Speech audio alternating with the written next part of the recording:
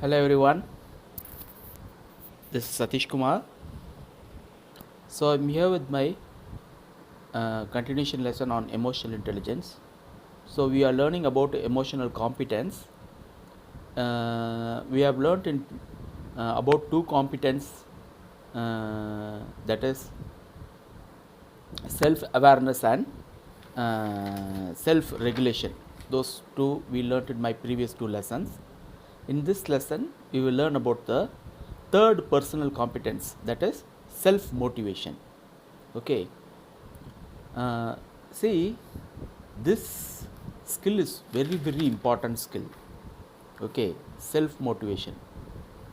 In fact, there is a quote, a very important quote that you should know. That is, the most powerful motivator is internal, not external. Okay, the most powerful motivator is internal and not external. What do we mean by that? See, uh, quite often people say that we get motivated by money, we get motivated by rewards, we get motivated by praise that we receive from others. There are many external things that motivate us, external factors and external things that motivate us. Okay, in fact, we are driven by something like that. Okay, but the most powerful motivator is not the external rewards or the external material benefits that you get or the external praise that you get. The most powerful motivator is the motivator that you can motivate yourself, because sometime you may not get praise from others, sometime you may not get money, rewards from others, or money. Even in such time, you need motivation to keep going. Okay, life will not always be as smooth as uh, one wish. So we may not have this external motivation always. So in such trying situations, difficult situations, no, we need motivation, and that motivation will only come when we have self motivation. And believe it or not, if you have self motivation, you could face any situations. In fact, the people who are driven by self motivation reach greater heights than people who are motivated by uh, external factors. Okay, for example, things like money, because at certain point of time when you set a goal to achieve some money, no, when you achieve some amount of money you get satisfied and your motivation goes away. Okay, and when you are motivated by for certain price or certain position, when you reach that position the motivation goes.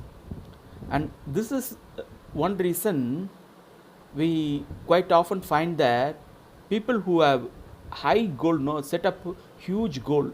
Okay, some people will set up have very high ambition in their life. Okay, but once they get some amount of success, no, they lose that motivation, because they are motivated for success in their life.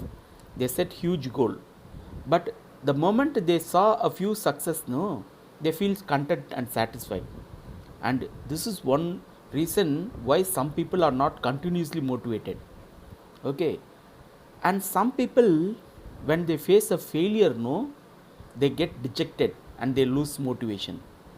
And in all these situations, whether you are facing a failure or whether after a success when you feel contented and lose motivation, in all such times it is your self motivation which keeps on propelling you. Hence, this self motivation is a very important competence for effectiveness. And this will explain the reason why lack of self motivation will explain the reason why at some time we may not get motivated. Okay, so this will always keep you motivated towards and drive you towards achieving a goal and to do things effectively. Okay, and sustaining motivation regularly. Okay, Vijay கூட ஒரு படத்தில் பாட்டு பாடுறாருல, ஒரு தடவை ஜெயிப்பதெல்லாம் வெற்றி கிடையாது, தினசரி நீ ஜெயிக்கணும் அப்படின்ட்டு. பட் ப்ராப்ளம் என்னென்னா, நிறைய பேருக்கு ஒரு சின்ன வெற்றியை பார்த்த உடனே நம்மெல்லாம் சாட்டிஸ்ஃபை ஆகிடுவோம், இல்லை ஒரு சின்ன தோல்வியை பார்த்த உடனே தோன்றுவோம். இது ரெண்டுமே இருக்கக்கூடாது. அப்படின்னா self motivation is the biggest thing. Okay, so this is the third important competence. இந்த செல்ஃப் மோட்டிவேஷனில் என்னென்ன சப் காம்பிடன்ஸ் வரும்னு பார்ப்போம். Okay, first is achievement drive. Okay, self motivations உள்ள people who are self motivated, no, they are result oriented, they want to achieve something. Okay, they have a high drive. In fact, they are high drive means they wanted to achieve something at any cost. Okay, and they set high standards for themselves. Okay, see,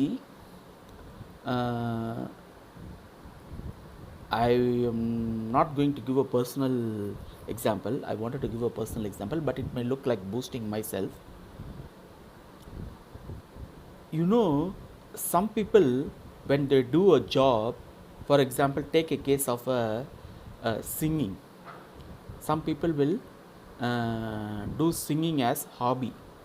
Okay, when they do singing as a hobby, no, most people what they do is they will just sing like that. Okay, they don't give too much importance to it for excellence, to achieve excellence in that. But some people, even while they do the hobby, like hobby is not nobody is going to ask you what you are doing and how you are doing, but even when they do it as a hobby, they will keep some high excellence standards. They wanted to sing it to the perfection. I have known people who are singing as a hobby, they will get slight irritation even when they do a small mistake, commit a small mistake in a song. Okay, so even there they may, in a hobby, they want to have this high standards. So people who are achievement motivated, no, they are highly driven and they are result oriented and they have high standards. When they do a job, they do want to do it very perfectly. I went to a mechanic shop to repair my bike. Okay, that bike mechanic, no, he worked in my bike for nearly he said that it will take nearly 6 hours to complete the work. I asked him that I have a work in another 3-4 hours, so can you give it in 4 hours? I asked him. He rejected me that he can't give it in 4 hours. I was surprised. Why can't he do that job in 4 hours? Because he feel that my bike requires 6 hours of time to complete it at the best standards. Okay, and even when I went to his mechanic shop at a particular time, no, when he was working that bike, no, he wanted to complete certain things. I said that it's okay, I will wash these things, I will look after all those things, small finishing. Okay, I said that I could do those things, please leave it. No, he was not satisfied. He wanted to do that because he want to maintain his standard. He could not settle for less. Okay, there are people like that. Whatever they do, no, they do want to do it properly at a best level. So people who are self motivated, no, they are not driven by external factors. They want that perfection, they want that result, they want that high standard. Okay, so these are all characteristics of people with self motivation. And these people, know, they set challenging goals. When they have achievement drive, no, they set very challenging goals, but at the same time they take calculated risk. It doesn't mean they set goals that cannot be achieved. At the same time, they don't set goals that is 100% sure of success. Okay, see, if you set a goal that you are 100% sure of success, means you are setting behind your limit. Okay, You should always set a goal which has 50% chance of success and 50% chance of uncertainty. Okay, that is what called calculated risk. And people with high achievement motivation drive, no, they will always set goals like that, and they will achieve it because they will seek ways to improve their performance, and they will seek ways to solve these uncertain problems. Okay, so they will set challenging goals and take calculated risks. So this is the first subcomponent of self motivation, achievement drive. The second subcomponent is commitment. Okay, these people are committed towards the work. Okay, they when they do a work, no, they are 100% committed, and they are also willing to sacrifice themselves in the for achievement of that goal.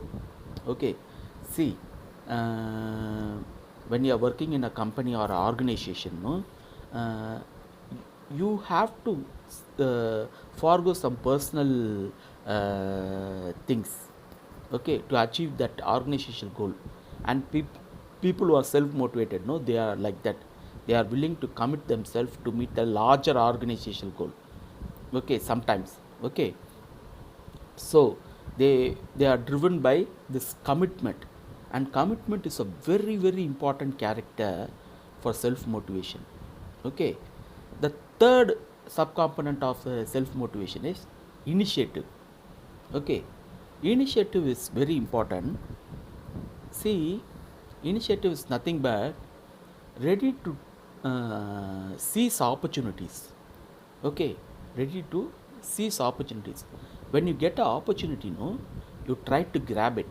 Okay, I will give you a personal example again. Sorry for this. Okay, but I am not will be the hero in this example. I went to a interview. Okay, and in that interview nearly some 50 people came. So all of them were seated in a big hall, conference hall, and we are seated in like a U shape. Okay, all of them are seated in a U shape, all the 50 members, and the person came here. All are seated in a U shape. Okay, the person came here and he addressed to us that any of, because we went for the interview, before the personal interview we were seated like that, and one person came there and said that, can some of you come here, can any of you come here and introduce, tell me about yourself for 1 minute or 2 minutes, like that he said. None of us stood up. Only one guy stood up and went and stand there and said that he is so and like that. Okay, that person was selected for that job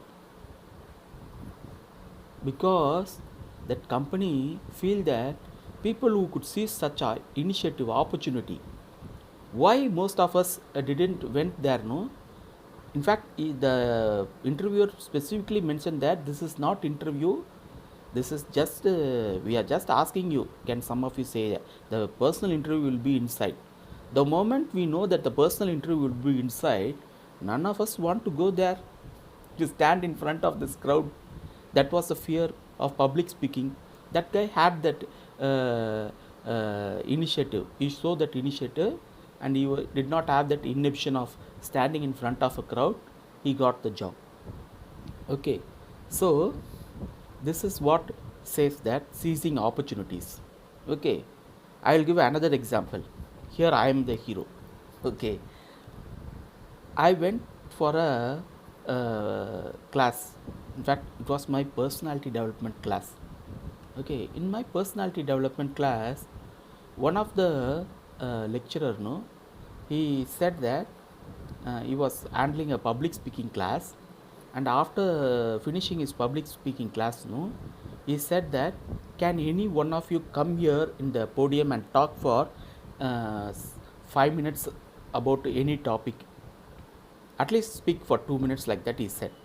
Okay, nobody was willing to go there, including myself. I was actually assistant, but no one like that. When the teacher asked, no, I got irritated. I wanted to be a hero.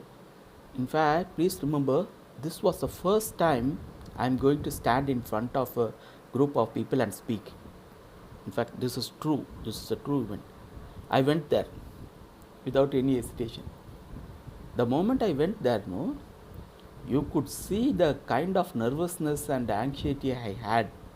But somehow, I'm always having this overconfident of doing things under pressure.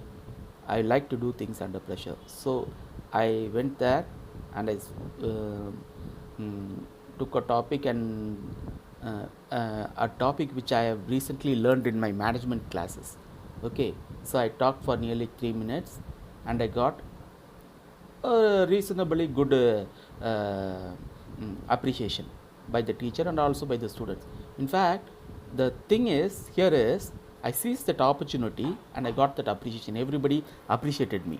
Okay, so in fact, it was at that day that I realized that I could stand in front of a crowd and I could speak, and my speak could be I could speak in front of people, and that one event removed my fear of public speaking. And from then on, every time in my college days or later, whenever I get an opportunity to stand in a podium, no, I take it. And finally, that is what happened to me. That's a different story. Okay, so taking initiative, one skill with that opportunity, seizing that opportunity. So people are I'm not saying I'm self-motivated, I'm not that good a self-motivator, but what I'm saying here is taking initiative is part of self-motivation. Okay. Mm, taking initiative is also about cutting red tape. Okay, see, if you go to a government office, no, quite often you will find people in government office saying that, see, this is having this problem, it has to be done this way, and the other guy is not here, so come after 2 days, like that. No, I'll get irritated. But what here could be done is that particular executive, I have seen some executives, know what they will do is, I will taking care of you, and you will go there and you will do certain things and you will try to solve that problem and you will get it. But finally you will get some money, that is a different story. But what is breaking that red tape, unnecessary things? Okay, so this is called situations to slightly adjust the rules. Okay, so simply following rules, no, a lot of time will unnecessarily prolong, waste time. So initiative, when you are doing a certain job, no, you should find the situation and you could adjust rules. You should not need to, you need not need to follow the rules as per written in the paper. Okay, okay, so for example, no, I when I give a certain class, no, I know what to give. Okay, and I will give that, and I will also give certain interesting stories and facts, and I won't even cover certain areas, but doesn't matter. The important thing, I will deliver what matters. So this is all will come under initiative. Okay, you make decisions about what is right, you seize opportunities when that is available. Okay, you pursue goals and you go that extra mile. Okay, sometimes. Okay, all this will come under initiative. So this is the third subcomponent of self motivation. The fourth subcomponent is optimism.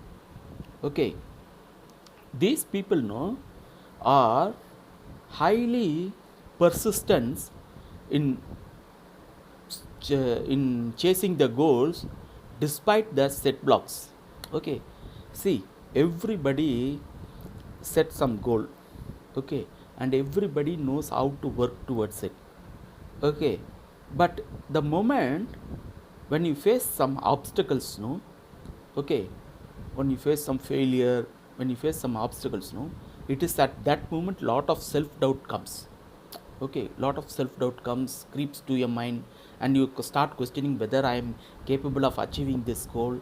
And when you confuse yourself, and you may eventually lose your motivation to working towards that goal. That is how most people see. 100 people set a goal, only 4 or 5 people achieve that goal. 95 people, what they had, they gave up somewhere midway through. Okay, what made the 4 or 5 people to achieve that goal?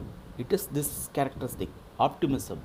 That is persisting despite failure to reach the goal. They have this optimism that I will achieve. Sometimes you will have self doubt when you are driven towards that goal.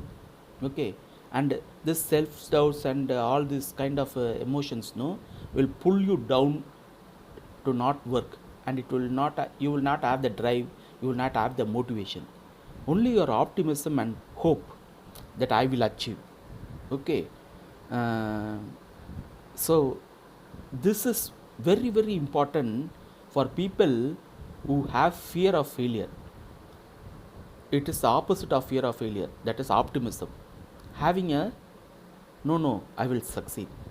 Okay, for that you need to have self belief, and for that optimism will give you self motivation. So only when you have optimism you will work towards your goal. If you are fearing of failure, you won't work of achieving a goal. Okay, and this optimism also helps in multiple ways to have to reduce your self doubts. Okay, not only motivates you, it reduces your self doubt. So it gives a clear picture of how to achieve your goal. Okay, so I hope with this I end this lesson.